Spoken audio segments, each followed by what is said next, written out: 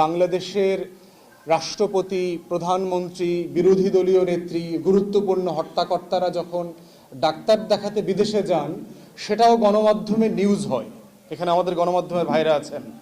সিঙ্গাপুরে চিকিৎসা করতে গেলেন অমুক তমুক, বাপের বাচ্চা, মায়ের বাচ্চা, অমুকের বাচ্চা, অমুক দলের অমুক সমুক, দেখবেন এগুলো লেখা আসে গণমাধ্যম। লজ্জা লাগে না বাংলাদেশের রাষ্ট্রের যারা রাজনীতি করে যে এই দেশের নাগরিক হয়ে সে আরেক দেশে ট্রিটমেন্ট নিতে যায়, সেটা আবার গণমাধ্যমে জানায়া যায়। যাওয়ার সময় একবার এয়ারপোর্টে সব সাংবাদিককে ডাকে, আবার হুইল চেয়ারে বাইরেতে বাইরেতে আবার সাংবাদিকদেরকে ডাকে। এইরকম একটা নির্লজ্জ রাষ্ট্র ব্যবস্থা সে 53 বছরে আমাদেরকে দিয়েছে। এবং কোনো রাজনৈতিক দলের নেতারা লজ্জিত না এই কারণে। দেখবেন সে মরতে সিঙ্গাপুরে যাবে, কিন্তু বাংলাদেশে ঢাকা মেডিকেলে ভর্তি হবে না। সে মরতে থাইল্যান্ডে যাবে, ব্যাংককে যাবে, ভারতে যাবে। সে মরবার জন্য মাউন্ট এলিজাবেথে যাবে, লাশ হওয়ার জন্য বিমান ভাড়া করে প্রাইভেট হেলিকপ্টারে যাবে, তারপর বাংলাদেশ